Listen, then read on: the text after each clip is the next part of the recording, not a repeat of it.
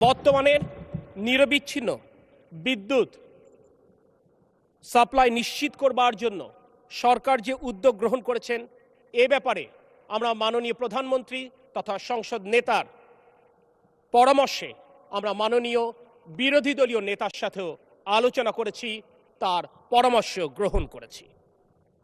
স্বীকার করতে কোনো দ্বিধা নেই, এই উত্তপ্ত গরমে গ্রীষ্মে আমাদের অনেককেই বিদ্যুৎ সমস্যায় নাজেহাল হতে হচ্ছে।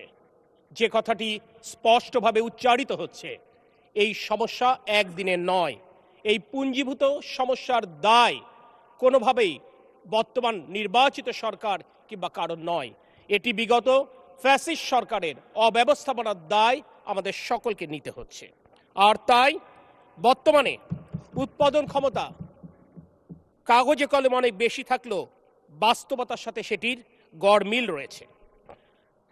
গতকাল বিদ্যুতের সর্বোচ্চ যে চাহিদা ছিল সেই চাহিদার প্রায় 16,000 মেগাওয়াট, তার বিপরীতে গতকাল আমরা বিদ্যুৎ উৎপাদন করতে সক্ষম হয়েছি 14,126.35 মেগাওয়াট, অর্থাৎ আমাদেরকে 2086 মেগাওয়াট লোডশেডিং করতে বাধ্য হতে হয়েছে।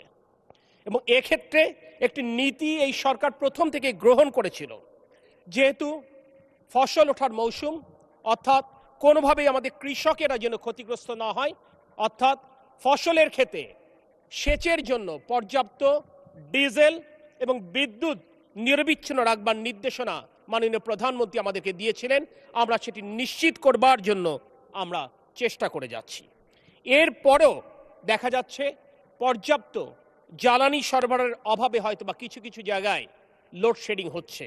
এই বিষয়টি সহনীয় মাত্রায় আনবার জন্য মাননীয় প্রধানমন্ত্রীর পরামর্শে এবং বিরোধী দলীয় নেতার সাথে আলোচনা ক্রমে আমরা রাজধানী ঢাকাতে 110 মেগাওয়াট প্রাথমিকভাবে পরীক্ষামূলকভাবে লোডশেডিং করবার সিদ্ধান্ত গ্রহণ করেছি।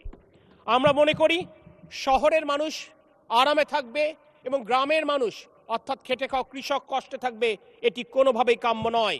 কারণ জুলাই অভ্যুত্থানের চেতনা ছিল বৈষম্যহীন বাংলাদেশ, তাই সমাজ অর্থাৎ শহর এবং গ্রামের মধ্যে কোনো বৈষম্য থাকতে পারে না, এবং সেই বৈষম্য মুক্ত করবার জন্য আমরা শহরেও প্রয়োজনে লোডশেডিংয়ের সিদ্ধান্ত নিয়েছি, যাতে করে কৃষকেরা তাদের সেচের জন্য পর্যাপ্ত বিদ্যুৎ